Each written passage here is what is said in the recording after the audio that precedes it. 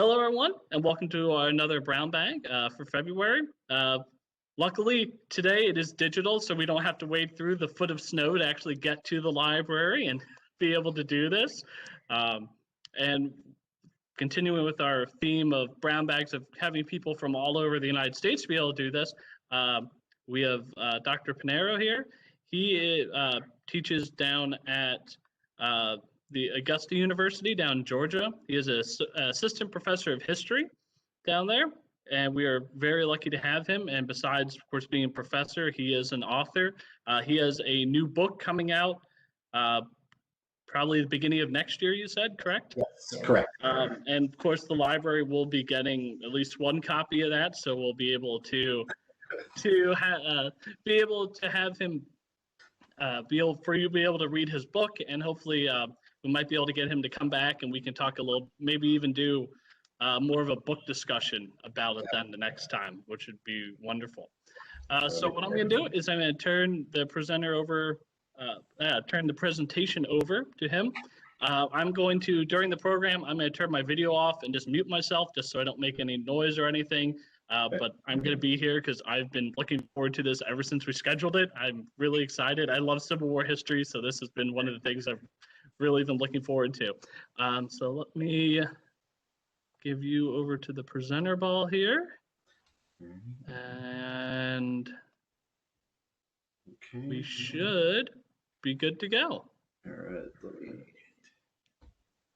share. All right. There we go. Awesome. All right. Firstly, I just wanted to thank Follett House Museum, the Sandusky Library, Jeremy for reaching out to me, scheduling this opportunity to talk about my forthcoming book, which is titled The Family Civil War, with the University of Georgia Press. That will hopefully be out either at the end of this year or the early next year. And I'm really excited for this. And for those who will be watching online, thank you. And hopefully everyone's staying warm. So I wanted to just kind of give a very brief outline just so everyone's on the same page of where we're going. So I wanted to start out with just more of a general historical observation for those who may not know about United States Colored Troops Service and some of its origins. And then the historiography, a specific example, and a closing. And I would just like to highlight that for the audience, that this is in many ways giving some of the key arguments from my book. So I'm really excited and curious to see what you will take away from it. So I would like to briefly provide a summary of the United States Colored Troops, or USCT, before delving into my research's specifics. So with the passage of the First and Second Confiscation Acts and the Militia Act of 1862, the U.S. federal government slowly began understanding the importance of using Black labor for the war effort. The former policies effectively authorized the U.S. Army to reappropriate enslaved people from slave owners deemed disloyal, and that's really kind of a tricky term that we can talk about later for those who are interested, to the United States to become contraband laborers for military purposes specifically. Simultaneously, the Militia Act's passage went a step further by permitting able-bodied freedmen to enroll in the U.S. Army as soldiers officially. So here's a picture of one of the regiments. I believe this is the 4th United States Colored Infantry, or USCI. Now, to motivate Black male enlistment, the Militia Act stipulated that the enrollees' enslaved mother, wife, or children were forever free. Therefore, the U.S. government and the War Department added a gendered aspect to military service. In short, Black soldiering became a theoretical pathway to freedom and protection for some formerly enslaved people. In short, freedom was precarious, dangerous, and arduous. The Militia Act authorized Black soldiers to receive $13 monthly. However, there was an unfortunate automatic deduction of $3 per month for clothing, a stipulation that was not given to white soldiers. And to make matters worse, USCT soldiers only earned, in many cases, $7 monthly, which remained the normal until a pay equalization bill eventually passed by mid-1864. And this is something that is pivotal, actually, to a key elements of my chapter 3 and 4 of the displeasure and, in many cases, disobedience that will result from many northern USCT soldiers. So by 1863, Abraham Lincoln's issuance of the Emancipation Proclamation, the official one, officially made the United States government war aim about ending slavery. Though this was not necessarily for the humanitarian purposes that many would like to believe even to this day. The Emancipation Proclamation did more than free enslaved people in Confederate states, where the U.S. Army had little to no control, causing many to self emancipate, as many scholars have noted. Additionally, the policy later paved the way for the creation of the Bureau of Colored Troops, or the BCT, which took effect on May 22nd of 1863 under General Order 143. By establishing the BCT, black men were unofficially enlisted, sometimes forcefully, to serve in hastily constructed regiments in locations that included North and South Carolina. The BCT would establish over 175 United States colored troop regiments that consisted of infantry, light and heavy artillery, cavalry, and engineers, which highlights the diverse skill sets that black soldiers acquired and performed in service. Now, over 178,000 black men served in these various regiments. All USCT soldiers and their allies knew that racial discrimination unfortunately marred their experiences. Black men, for example, could not become officers. They rarely had opportunities to fight in armed combat. They regularly performed fatigue duty, which was going to be, as my book will show, lead to some severe long term consequences on their bodies and minds. They suffered under the authority of racist commanding officers who were open to using draconian physical punishments for when there were challenges to white men. And there were numerous other problems that made race a defining characteristic of military service. And now I want to delve into some of the elements of my book, particularly the introduction. Now, it is well known, thanks to a growing body of scholarship, that the enlistment campaign for Northern African American men in cities including Philadelphia, Pennsylvania, where my book focuses, that war propagandists, including Frederick Douglass, Anna Dickinson, and Henry Highland Garnet, and others, emphasized the supposed responsibilities that able bodied African American men had to emancipate their enslaved Southern brethren. Enlistment rhetoric claimed that demonstrating one's patriotic manhood would allow them to acquire full citizenship rights, including voting rights, possibly. War propagandists collectively argued that racial discrimination was something that all men would experience in service. But even so, they told recruits to focus on ending slavery while simultaneously proving that African American manhood paralleled their white counterparts. In doing so, it could lead to them potentially attaining post war rights such as suffrage rights or even the protection of their civil rights. Now, unfortunately, for many Northern African American families, wartime mobilization ignored the dire economic situations that they experienced in American society. The removal of able bodied African American men hindered an ongoing economic crisis for many working poor African American Philadelphian families, in this case, who were already suffering due to racial discrimination that impacted their lives. In some cases, their financial woes continued generations after the war ended. Now, to be clear, military service did not exist in isolated segments of any soldier's lives. Although there were different experiences for soldiers on the front line, the families specifically of USCT soldiers also dealt with the consequences of military participation, as the effects had the ability to reverberate to the home front in ways that very few, including the soldiers, had anticipated. The notion that serving in USCT regiments would demonstrate the plausibility for creating a racially egalitarian society could only occur if African American men sacrificed their lives for a nation that legalized slavery and the oppression of free African Americans while ignoring that these men had to sacrifice their lives to do so. Nor were there any recognition about how it could impact the recruits' families. At the same time, surviving the war did not necessarily improve the social or economic standing for many USCT enlisted men or their families. Now, my work focuses on Philadelphia, and I believe it is the ideal location to examine the free Northern African American experience, as this was a city that these people navigated where extreme partisan and racial politics and racial violence were the norm. And in many cases, there were numerous instances of large scale race riots where they were commonplace. Still, it had the most significant free Northern African American population in 1860, with at least 22,185, which was 4% of the city's population. Philadelphia also had prominent abolitionist networks that included nationally recognized activists such as Lucretia Mott and Octavius Catto, which make the city an ideal place to investigate. Now, Pennsylvania would raise three regiments, the 3rd United States Colored Infantry, or USCI, the 6th and the 8th USCI, that I focus on, but there are actually 11 in total. These regiments all trained in Philadelphia, where the majority of the recruiting also took place. In essence, Civil War military service was inescapable for Philadelphian African Americans by 1863, as the militarization of the city and its populace pressed onward to support the war effort.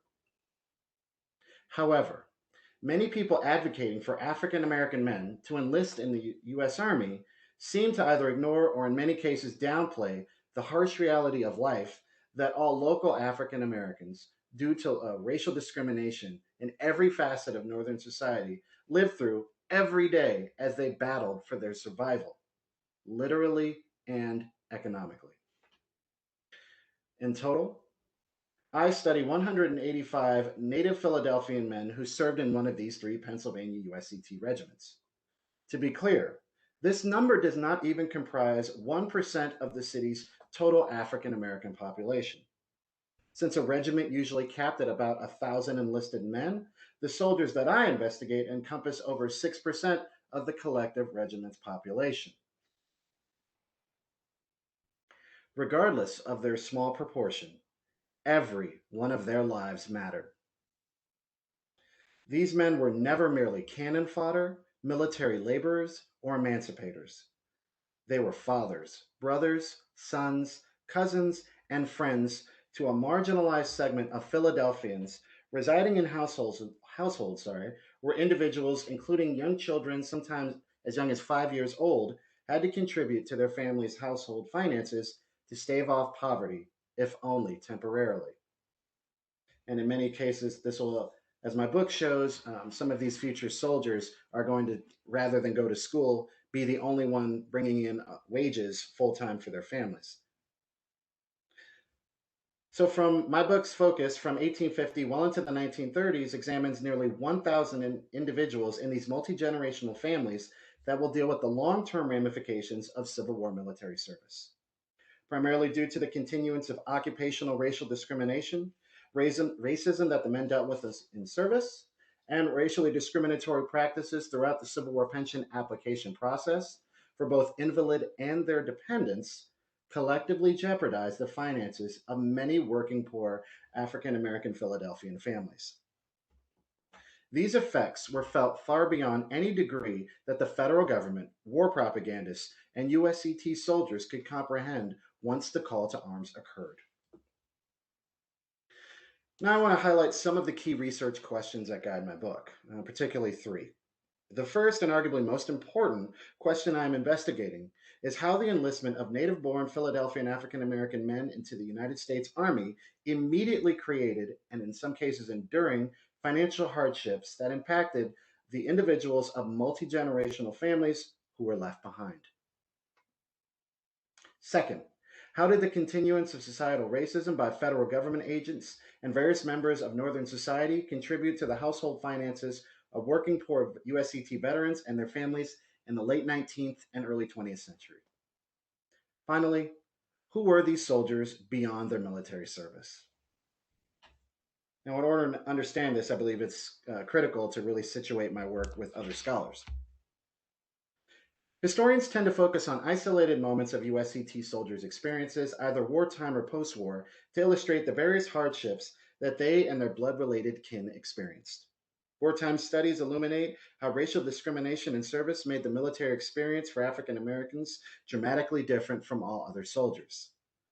Joseph Glatar and Keith P. Wilson detail how white officers readily used physical punishments on USCT soldiers who, because of their supposed racial inferiority and untrustworthiness, were thought to deserve these cruel punishments. Margaret Humphreys argues that due to racially discriminatory policies based on pseudo racial science, USCT soldiers primarily performed fatigue duty in harsh climates, which led to more deaths from illness and disease rather than from Confederate weaponry. Scholars, including Norley Frankel and Donald Schaefer, stressed that white pension agents discriminated against and routinely denied African American Civil War pension applicants primarily on the conviction that they lied. Now, James G. Mendez is the only scholar to place Northern USCT soldiers' families at the center of a study, and he actually uses this picture on your screen as his book cover. And that book is called A Great Sacrifice. It's really good. But his work limits the investigation to the letters of African American women, whether it be mothers, wives, sisters, and some family friends. Now, my work, The Family Civil War, seeks to not only provide a holistic analysis on the lives of USCT soldiers and their families, but recognizes that the Civil War was part of a lifelong racial conflict. The Civil War provided by 1863 these African Americans from Philadelphia with the ability to expand their theater of war into the Confederacy, to the South to defeat Confederates and end slavery, hopefully in some cases, but not always, as armed combatants. However, the war at home waged by white Northerners never ended. Serving in USCT regiments was not the first time that Philadelphian born USCT soldiers engaged in battles. Every day of their lives, along with other African Americans, was a struggle in which the battle lines were repeatedly redrawn to benefit their white aggressors. African Americans mobilized vigilance committees, trained children on how to navigate and survive in a violent city, and hoped to create safe spaces to protect each other from the onslaught of oppression, but understood that they were never truly safe. Now, even with the wealth of USCT scholarship that we have today, one might forget that it was not until the 1950s when modern scholars recognized the historical significance of these soldiers.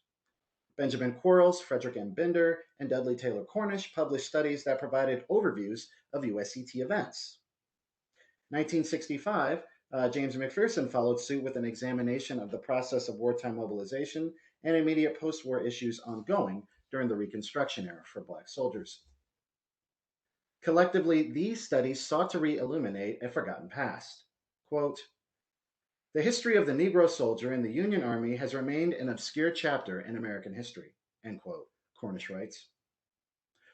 For white non-academics and scholars, this statement was perhaps correct, but some African Americans knew otherwise. White scholarly amnesia to studies on USCT soldiers actively ignored the fact that many African American scholars published work not too long after the Civil War ended, and in many cases would continue into the early 20th century. One African American civilian, William Wells Browns, composed his monograph titled The Negro in the American Rebellion, His Heroism and Fidelity in 1867, after noticing that white historians either downplayed or ignored the historical significance of USCT regiments. Quote, "I waited patiently before beginning this work with the hope that someone more competent would take the subject in hand. But up to present," Brown lamented, "it has not been done, although many books have been written upon the rebellion." End quote. The literature of William J. Simmons, George Washington Williams, Joseph T. Wilson, Alexander Heritage Newton, and Isaac J. Hill all investigated these soldiers' wartime sacrifices. Meanwhile, USCT veterans made it their mission to inform civilians, including Carter G. Woodson, about their exploits. Susie King Taylor, a formerly enslaved woman, published her experiences as a laundress and nurse in the 33rd United States Colored Infantry and also her post-war family struggles. Thus, African Americans and their allies fought for decades to gain inclusion in the historical memory of the Civil War. But in many ways, this did not materialize until the Civil Rights Movement got underway. Now, 5 of the historians that I previously mentioned served in Northern African American regiments. Afterward, all of these veterans became historians to confront whites, whether it be scholars or non-academics, and some African Americans who ignored the significance of USCT soldiers. Simmons, for instance, lamented in 1887 the fact that his students, most likely at Simmons College in Kentucky, knew little of USCT soldiers. Quote, I have noticed in my long experience as a teacher that some of my students are woefully ignorant of our great colored men, even ignorant of their names. End quote. Simmons states. Ultimately, the family civil war builds upon the efforts that began over 130 years ago to uncover the personal histories of the soldiers and their extended families in a manner that will bring their names and experiences to the forefront.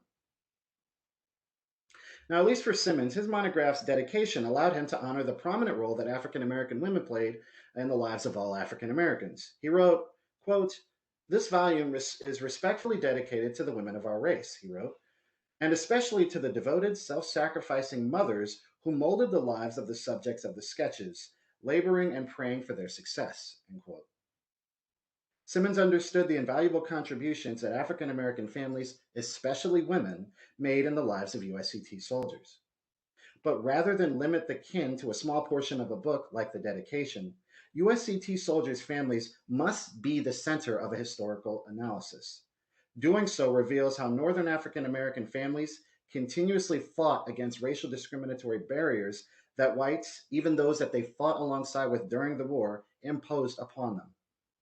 The Civil War was neither just a conflict between two armies, nor was it solely about political disputes that spanned regions or even races. It was a war that provided African Americans with the ability to demand equality in American society. Now, I'd also like to add that my work is more than just a Civil War history.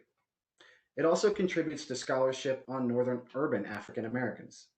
Studying the lived experience of Philadelphian USCT veterans and their kin over multiple generations allows for new avenues of scholarly analysis.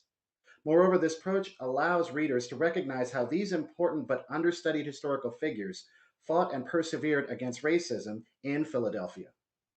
Thus, it is time to acknowledge that the lives of the soldiers and their families does not stop or start with one singular historic event, no matter how important it is. Rather, they existed over expansive periods of time that transcended over our conventional periodization of historical inquiry. Now, for African American Philadelphian families, establishing and maintaining economic stability for their entire household was difficult and, in some cases, nearly impossible. Their marginal economic situations forced wives and children in many of these families to work for money, as was the case for William Butler, who was a future 6th USCI soldier, and James Ellsbury of the same regiment.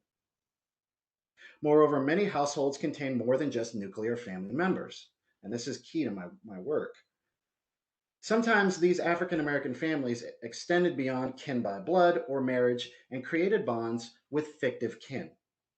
This is an interdisciplinary term that I use to move beyond the limits of the word border, which misrepresents, I believe, those relations to a market economy definition and ignores any emotional connection that individuals may have shared. For example, Nathaniel Logan, a future 60 SCI soldier, lived with 96-year-old Sarah Black, while John W. Jackson of the same regiment lived with 80-year-old Diana Maxfield in 1860.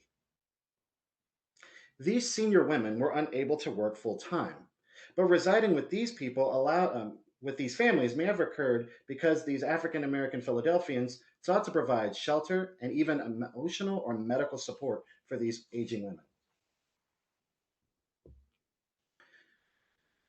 Now, African American families also broadened their structure to embrace children in need of support. The families of Joseph Perkins of the 3rd USCI and Charles Tobias, of the same regiment were examples where families had adolescent children who attended school while living with these new families. Even if documented sources never explicitly declared that fictive kin were family, the fact that African Americans repeatedly opened their home to non blood related individuals says otherwise. The willingness to take in these individuals, and in many cases children, shows that African American families were genuinely concerned with assisting others in fighting racial discrimination and creating stability in the lives for these fictive kin, rather than framing these families as static and callously seeking to establish some type of quid pro quo relationship. Now, in order to do this work, I think it's important to at least highlight some of the methodology I use. Most scholarship on the familial dynamics of USCT soldiers and their kin tend to focus on formerly enslaved people. Thus, Northern African American freeborn families connected to the soldiers often find themselves at the periphery of a historical analysis. Philadelphia had a prominent role in wartime mobilization and a well established abolition network, as I previously noted, that was used to fight racial discrimination not only in and outside of the city, but even nationwide. And it also had one of the largest freeborn African American populations in the United States. It was also a highly urbanized metropolis that provided inhabitants with diverse opportunities for employment. Due to these and other factors, in this study investigates this specific group of Philadelphian born African Americans with personal ties to these Pennsylvanian USCT soldiers to understand how African Americans fought against racial discrimination in the North across multiple generations. Now, rather than conduct a random sample, I examined every Philadelphian born African American man who enlisted in the 3rd, 6th, or 8th USCI, which totals about 185 soldiers. By including their families, it reaches nearly 1,000 people. Now, I am not claiming that this specific group is representative of the African American experience. Now, unlike other African American Philadelphians, this group of individuals had a unique relationship to the federal government and United States Army, as Civil War service potentially gave them access to federally sponsored social welfare and a way to have their lives, including their hardships, documented in governmental records.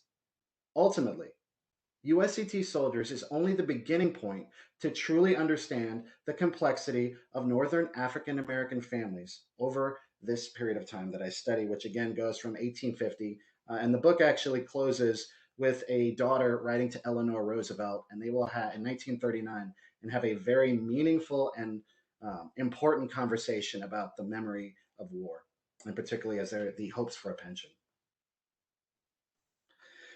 Now, these are the primary sources that I use to actually engage with this work. So I at least wanted to touch on at least the pension one because it's really important, as Jeremy and I were just talking about before we started. So my work relies on Civil War pension records, military service records, regimental books, USET soldiers' published memoirs, city directories, the federal or United States Census, which is actually really pivotal to my work, public speeches by prominent individuals, the Union League organizational records of New York and Philadelphia, and but also newspapers, white and African American. Now, pension records provide the richest material on military service, but also civilian lives of enlisted men. It gives also detailed information on how their service impacted their minds, bodies, personal relationships with family and community members, and even financial issues.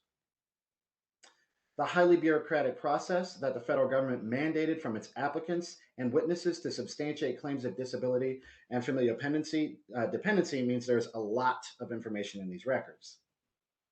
For invalid veterans, as they would become known, they had medical examinations, as we were talking about before we started this conversation, that disclosed various ailments that they dealt with after the war.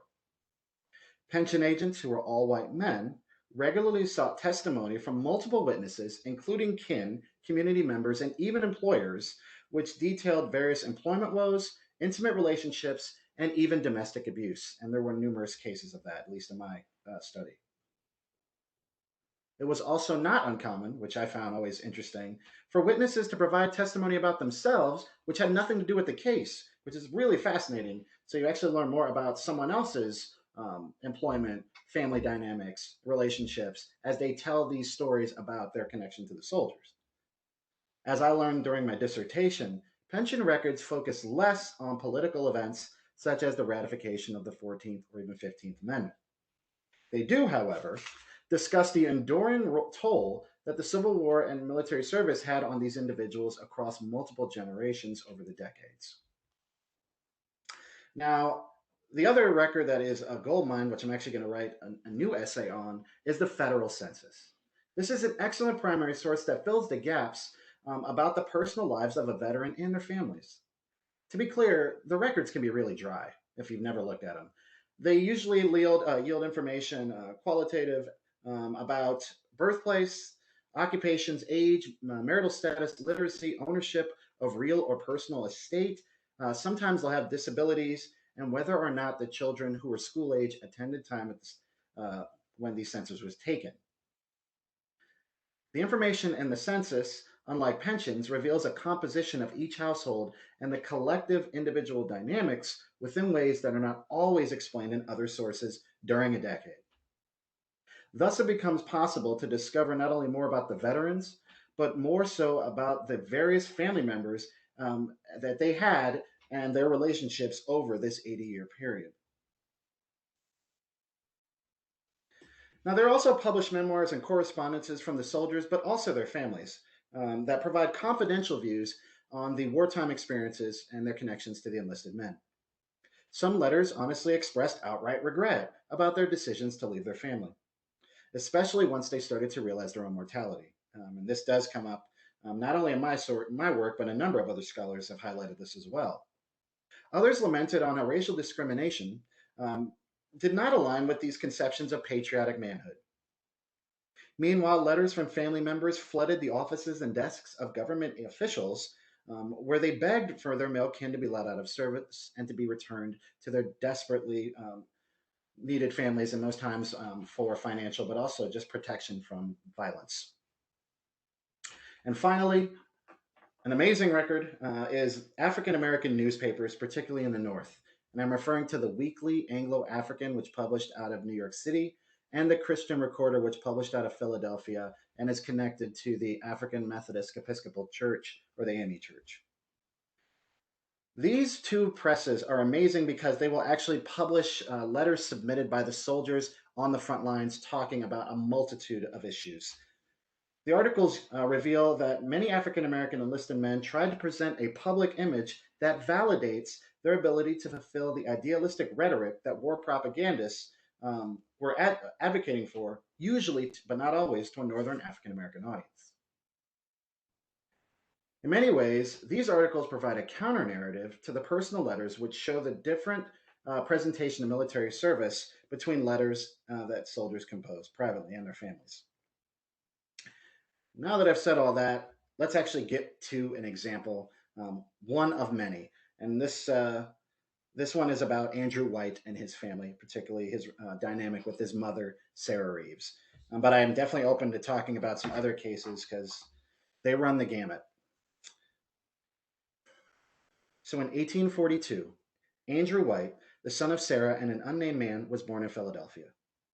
Sarah, for undisclosed reasons, became a single mother, raising 4 children, including Andrew, by herself until she married James Reeves on an undisclosed date.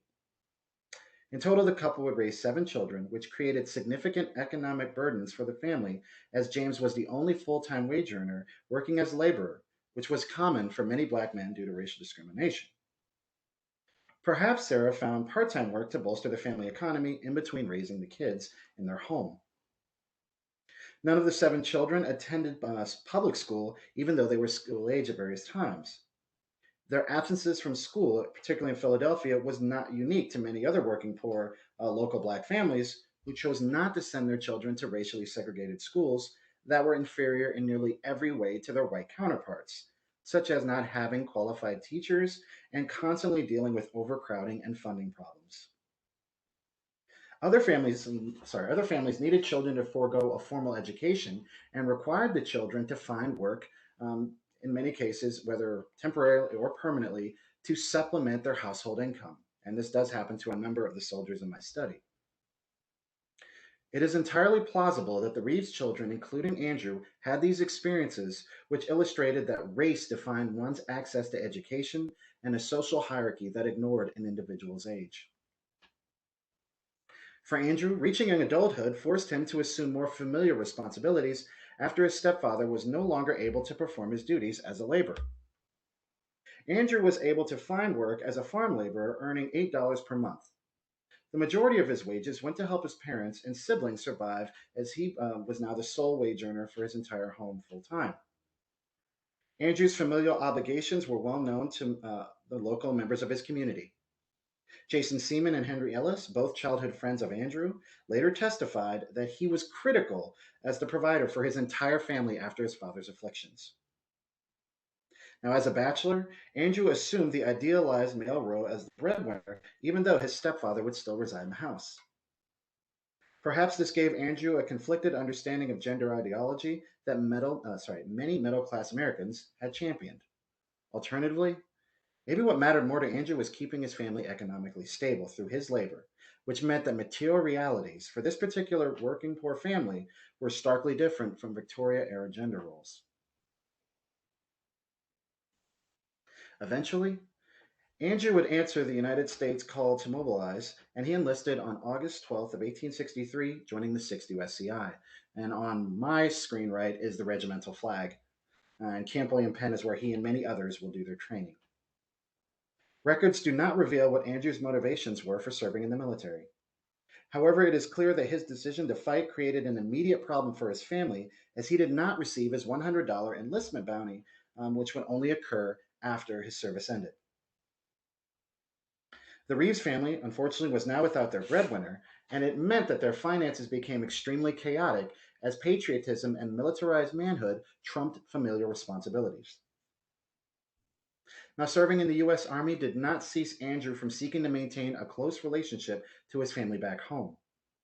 On March 25th of 1864, Andrew wrote Sarah and informed her of his time while at Camp near Yorktown in Virginia. In a letter, he exclaimed his adoration for his family on the home front that he missed dearly.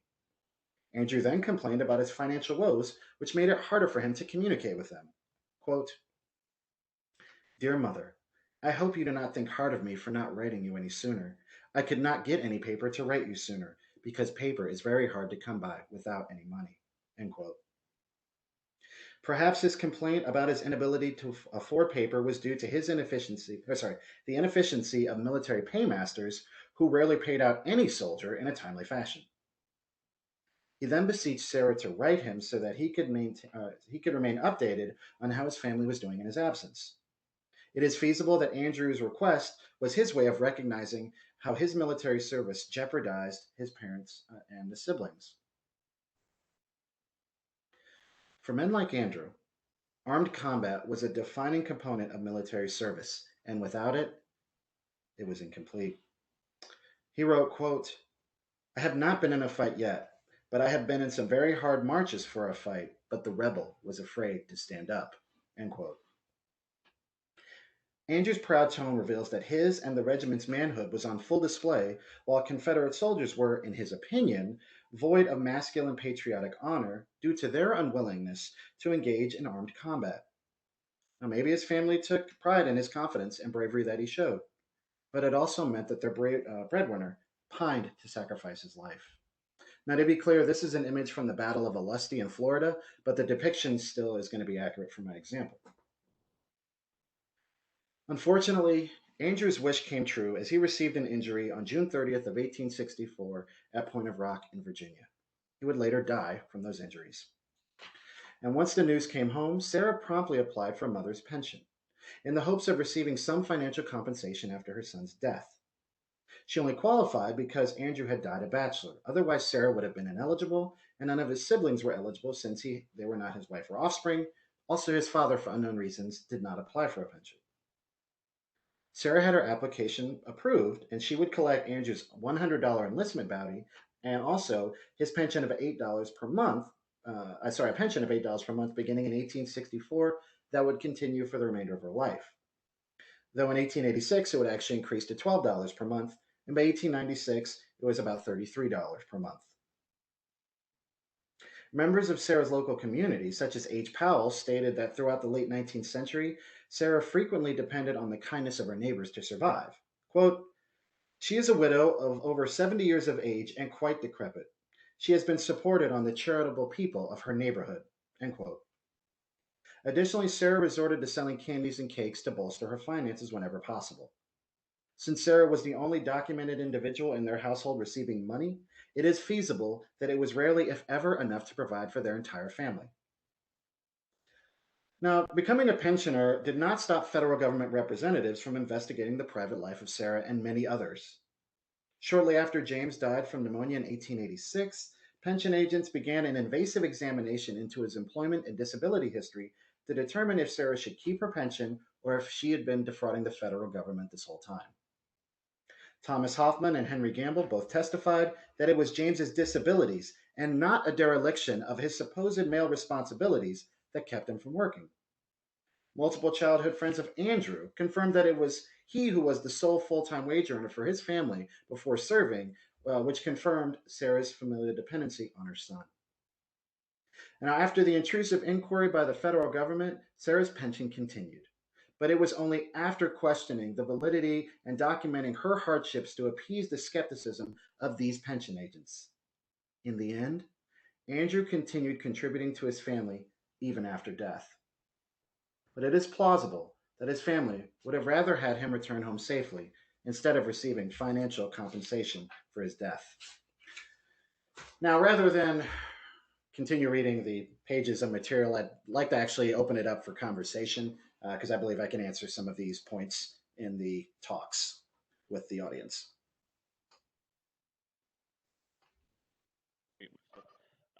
So you guys can unmute yourselves, or I can unmute you if you'd like, either one. Let's see, it isn't locked. All right, let me get back to the screen. There we go.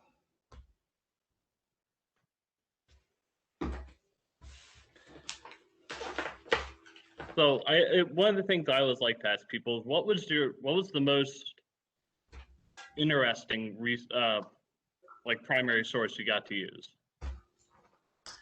The most interesting for me, as we were talking before, is the pension records. There were two things that I was like, oh my goodness, this is I can't believe this is here, and I get to touch it. One was a photo that was in the pension record of a gentleman named Francis Hawkins. So he actually, his story, he's very important to the book. He will stop going to school on repeated occasions because his grandmother never made enough for the family. So he'd say, I couldn't go to school because our family's poor.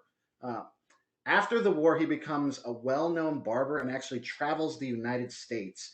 He's in Arkansas, California, Oregon, I mean, you name it. And he is always using his service as a way to get customers. So basically, across the country, particularly in Kansas, he's known as the old black veteran barber. So he uses that. He's basically using his service as a way to be like, hey, you can trust me. I'm a good guy. But I found a photo of him in the records that wasn't supposed to be there. So, so I was, it's National Archives, and I'm like, what is this? What is it? And they're like, so you can't touch that. I'm like, it's in the record. I didn't. So they let me take a picture of it, but then they unfortunately removed it, and now there's just like the photocopy. But I got to touch this photo of him, and it's awesome. And then to me, the most compelling beyond that is a correspondence of, I believe it's William Woodson, his daughter, Ammonia, will write Eleanor Roosevelt starting in September of 1939, right? And she'll basically in the letter say, I'm a poor black woman from Philadelphia. And I really don't matter with what's happening in the grand scheme, not just the United States, but globally. But you and your husband have done so much for people, but particularly for black people. Can you help me? Eleanor responds in 7 days, actually, but 7 to 9 days. I can't get colleagues to answer in 2 weeks on an email. and Eleanor is like, I want answers. So she basically the Pension Bureau becomes the Veterans Affairs to the VA. She sends it to the VA and says, I want an answer. They respond back, and basically then Eleanor writes to this daughter, and they're having this conversation that I'm looking at these letters going, oh my goodness. And every time she sends it to Eleanor is sending it to the agency saying, I want an answer now. Right. Like, and the sad part is, unfortunately, it turns out William had deserted from Camp William Penn. So she was actually disqualified for the pension. It doesn't matter to me. What matters is that she starts a dialogue with the First Lady, and actually they become confidants, right? So as I was saying before we started recording, this daughter and Eleanor Roosevelt are ignoring this lost cause narrative that's going throughout the United States because Eleanor, is demanding that the federal government remember this family's sacrifices, even if it doesn't end the way they wanted it to, right? Like, I can't say I could get any First Lady to respond to a letter I write or an email I write to this day. but she does. And to me, that was so powerful. Like, so that's, I totally spoiled the end of my book, but like that to me was just like, it was so profound. Uh, so I'll be honest, as I was reading it, I was kind of like shaking. But I have many other examples, so we can talk about other people as well. I have a question. Yes. You mentioned early on that they could self-emancipate. Hmm. What do you mean by that? How did that work? And good for them. Yes. So there's my bookshelf over here. There's a number of scholars that basically, and I use this when I teach. I have students read the Emancipation Proclamation, right, the official one that President Lincoln will make.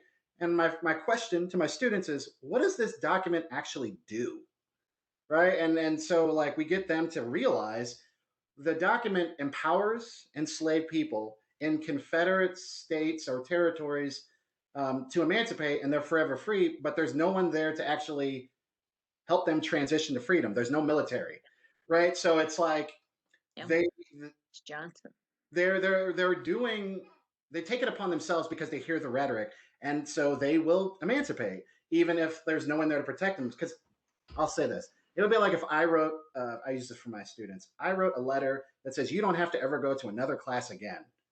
That document has no weight to it, but students could say, hey, I don't care. This is what it means to me, right? And so it's like they're using that important letter, statement to then go to freedom and to actually change the war, because it's enslaved people that are going to force the United States to recognize that this is a war about slavery. They've always known it, but getting the United States to recognize it.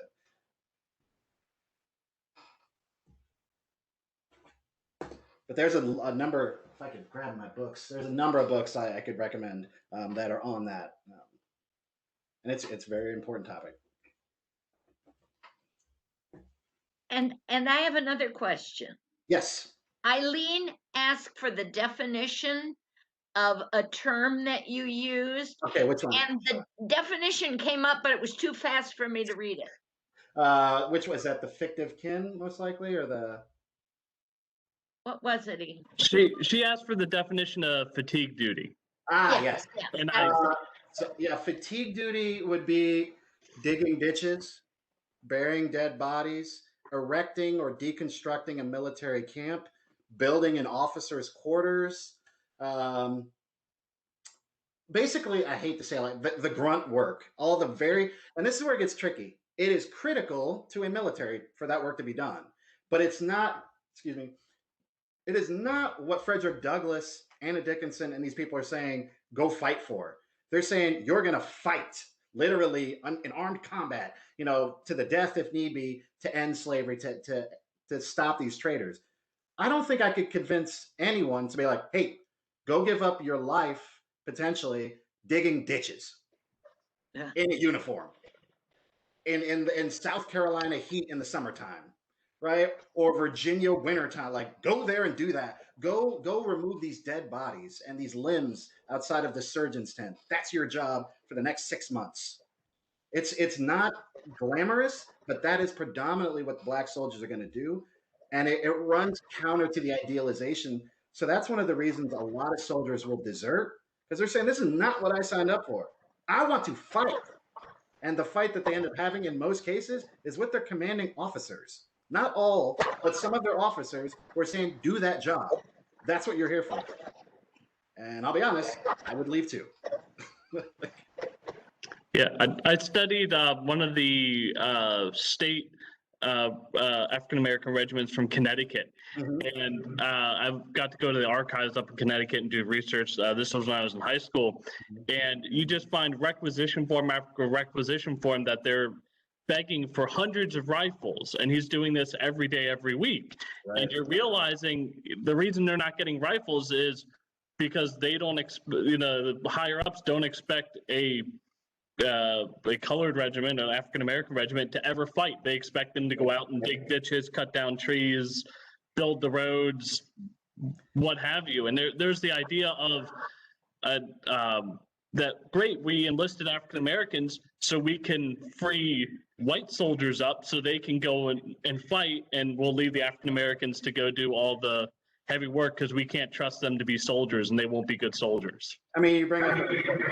So what happened to a number of white soldiers is there's initial reticence or even anger. Like the Emancipation Proclamation is a catalyst for a number of white soldiers in the U.S. Army to desert because they're saying, I enlisted for reunification, not for this war about slavery, right?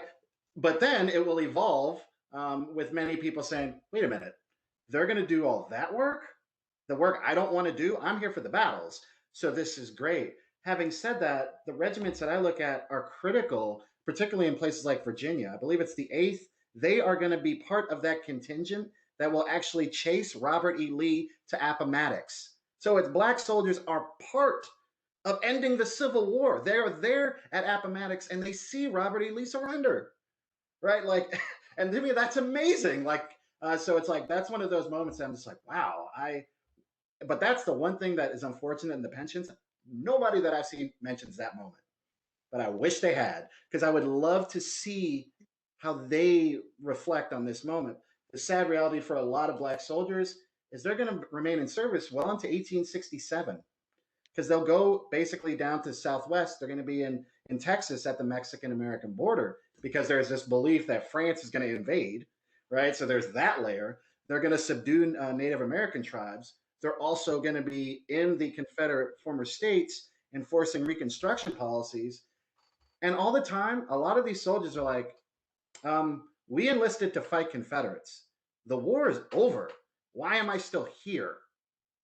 And that's where you start to see this ramping up of disobedience and desertion. I actually have a new essay that's focusing on that. A lot of Northern Black soldiers will actually go to jail or even be executed because they don't want to do this anymore. They want to go home to their families.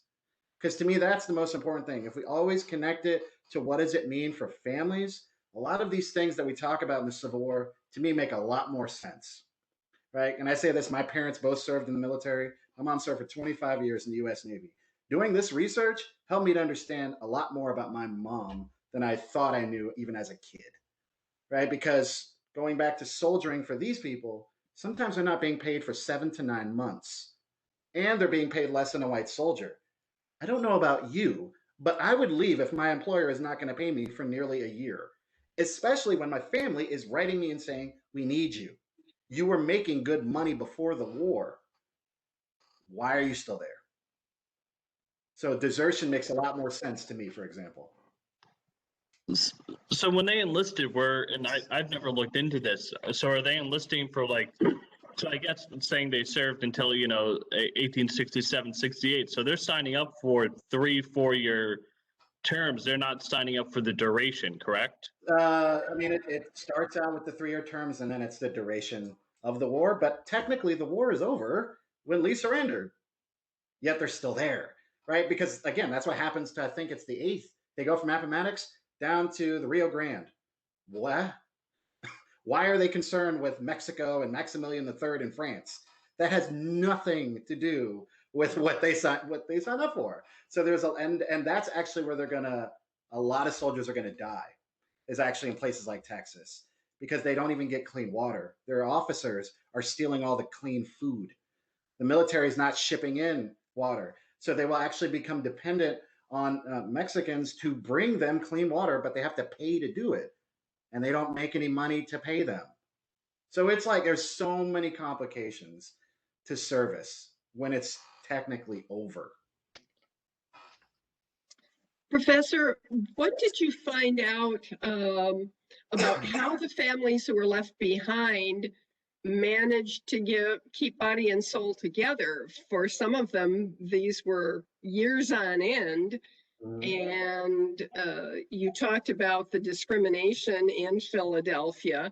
Oh yeah. Yeah. What were those families doing to provide bread and board? I mean, yes. So the first thing is Philadelphia has in the 19th century, has one of the worst records of racial violence. Whether we're talking 1838, there's the burning of the Pennsylvania Hall, which really occurs because black and white women abolitionists walked arm in arm down the street, right? And that violence actually will lead to the burning down of a black community. There's going to be riots that will happen in the immediate post-war in which Octavius Cotto will be murdered, right? Because they're trying to advocate for their rights after the war. For the families, the ones that actually talk about their experiences during the war, there's a lot of depression. There's a lot of genuine concern. So as these men are training at Camp William Penn, which is Lucretia Mott's family's land, she will donate to the military. Um, Black women go to the camp. So my book opens up with Mary Leighton. She's the widow of Benjamin Davis. Like their family is critical. She says in 1884, the U.S. Army took away my husband and destroyed my family, and we still are struggling. In 1884, once he enlists, she will bring their newborn son to Camp William Penn and make him publicly acknowledge that that is their child because they never got a legal marriage. And the soldiers in the camp are like, that is super weird. And they even say that years later. They're like, yeah, this moment happened where Mary showed up with their baby and she was like, say it. And it's because of that moment that their child was able to get a pension. Right. And Judy Giesberg at Villanova, she talks about this. Brian Lusky, I believe, also mentions these kind of things. Black women are always visible at military camps, just like white women were visible in many military camps for Confederate and the United States. And that's where I see them. There's that desperation to remain connected until the men leave. Once they leave, it's the hope that they're going to return. But for those who die during the war, that's where it's the hardest. A lot of the men that I study had newborn children or had families with kids as young as 6. And now the widow and these children are just left in desperation and the hope of a pension. But even if they get a pension, it's never enough. It's never enough. So that's where to me, it depresses me when I read these stories because it's like, I ask myself, was it worth it for a family who loses their son, their brother, their uncle, their grandfather, when you are destitute well into the 1930s, right? Particularly the widows. That's where it's hit the hardest because the federal government will become obsessed with if you get a pension, you can never be in a relationship with another man again, ever. And they will follow you wherever you go. Right. So and this is where it's like, it's so bizarre because there's a war over black marriage. So your neighbors can basically say, we saw a guy come in and out of her house. That's enough. So now you lose your pension. Little do they know that that was your distant cousin who was coming to visit you. It doesn't matter to the federal government. What matters is you are not respectable. So circling back to the motivation of the men who enlisted, you talked about image of manhood. You talked about the hope of emancipation. Some of these men were enlisting before the Emancipation Proclamation. What was the overriding motivation for that? What was it, 178,000 It varies. So black soldiers over 70% of the USCT soldiers were formerly enslaved, right? So they make up the majority of the story. So without question, the connection to freedom, particularly for their families, I would say is critical. It gets more complicated when we go to the free experience, right? So, for example, Kelly Meserek has done work on, it's called For Their Own Cause on Ohio USCT Regiment. And their experiences are different from my soldiers. My dissertation advisor, Leslie Schwam, has looked at the Iowa 60th that serve, and they have a completely different, for some, it's money. This is a stable employed, paycheck, even if it's not enough, right? But it's like, because they're dealing with occupational racial discrimination that makes keeping a job hard. So if they have a job, doesn't mean they're going to have it for long, right? They have food, even if the food is not good. They have housing, even if the housing isn't great. Some want to kill, right? I'm not going to deny that. They want to kill slave owners. Some of these soldiers are the firstborn of their family to be free. So they have a personal connection to wanting to end slavery. Some want, some just straight up want money. There's a guy who says, look, I just want the cash. I don't care about the war at all. And his story is kind of scandalous because he ends up owning a brothel after the war that has like a House of Representatives, like individual. It's scandalous. But it's like he tells you straight, he's like, look, I just want money. And that's all I care about. Money, money, money. So there is that. There is without question some that have the idealism.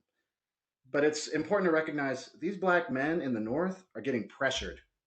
They're getting pressured from their churches. They're getting pressured from the women in their lives. Black women in the North and the Midwest are critical to USCT enlistment because it's the mothers. So for example, one of the points I bring up is William D. Kelly, the congressman from Pennsylvania, during a recruitment ceremony says, women, if you don't pressure these black men to serve, the war is lost. You are everything to the war. So mothers, he says something like, you suffered through the pangs of maternity to create a man, not a boy, which is like, whoa. Then he tells single women, ladies, don't be with some spruce dandy who's afraid of a thunderstorm. You should be with a disabled veteran if need be, because that's a man, right? So it's like there's all these pressures from women to get the men to serve. And I think that's something that needs to get more attention, is the prominent role that women play in the war effort, and particularly recruiting and supporting of soldiers, because that is lacking in scholarship, particularly for Northern Black women.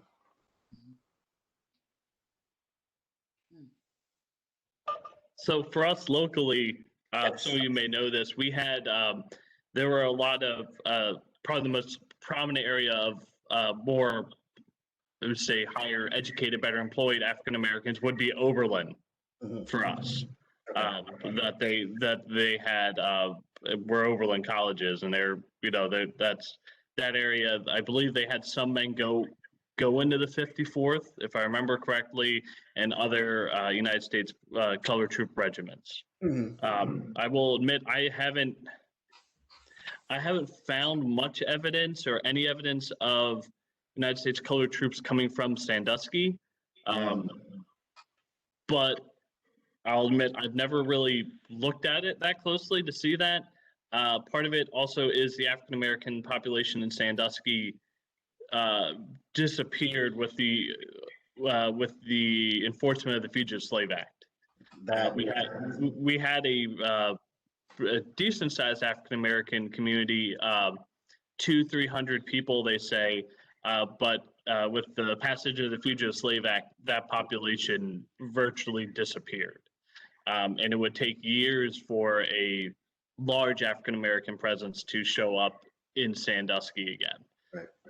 I have some records from our local GAR post, which is Grand Army of the Republic, which is one of the Union Army veterans groups, probably the biggest and most prominent. I didn't see anyone there who was part of a United States color troop, but I only have a list of names from 1 year. So it's, unfortunately, I don't have a lot locally to offer, but like I said, for us, the closest place would be that we would know would be Oberlin. So I would say it is totally possible that you do have, maybe not like, if it's not like directly next to you, some within the general area. So what I mean is, even the 54th, the 55th Massachusetts, which technically aren't USCT regiments, and I talk about this in the book, there's like this interstate and even like inter-county and city recruitment war that will start to happen, right? So you get recruiters coming in from Massachusetts that are going into New York, they go into Pennsylvania, they go to other areas, and they're like, look, we'll give you this amount of money if you come here, right? So even the New York Times will say at one point, which is interesting since it was extremely, for the time, a very racist press, would say like, hey, Black New Yorkers, don't leave. Like, we need you to count, because what it counts for is the state quota, right? Because that Enrollment Act, every Black man that enlisted, that spared a white man from going. So it's like they don't want to lose that number. So what I saw is there was at least 300 Black Pennsylvanians who will serve in this regiment. My second book is hopefully going to look at all Black Pennsylvania soldiers that served in all the Pennsylvania regiments. And thus far, most of the representation are Black people from rural towns and counties that I've never heard of. Right? Like I'm asking some of my Pennsylvania friends, I'm like, where is this place? I can't even find it on a map. They're like, oh, that's like near the Appalachia. I'm like, what? But it's showing me is like it's totally possible if you look at various northern regiments. I would guess, I bet even the ones I look at, there's some Ohio representation in there that would be really interesting. So maybe that's worth a future examination. Yeah, I think there were only two United States colored troop regiments that were raised in Ohio, if I remember. Right. If I remember correctly, I was looking up. I've done some genealogy stuff. I mean, have you reached out to Professor Kelly Meserek? I like I said, I haven't done a lot of research in it. This is just a little bit. We had her come and do a different program for us. Mm-hmm. So she'd be the one to know for the Ohio regiments, but you make me want to go look through my records and go see. Like it's possible. There's a part of me that I want to say that I could. There's probably even if it's 10, that's still important. Any other questions? Hopefully, some book sales in the future. Well, like I said, at least one for the library, if not more. So I love the opportunity to talk about these people. I mean, I've been studying them for like 10 years. So now to tell their stories to an audience that's the fun part. Yeah. And we're glad that you're here to share them, and they have your book coming out that you can share them. And like I said, I know I'm looking forward to it. I'm excited.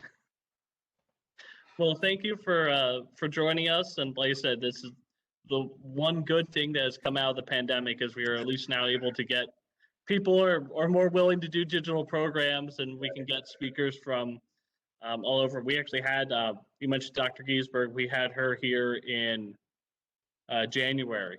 Yeah, she's amazing. She did a program on the Last Scene project for us. Right. And I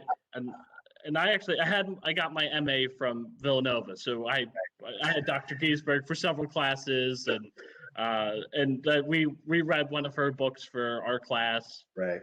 So which was still a strange experience to read your own professor's book.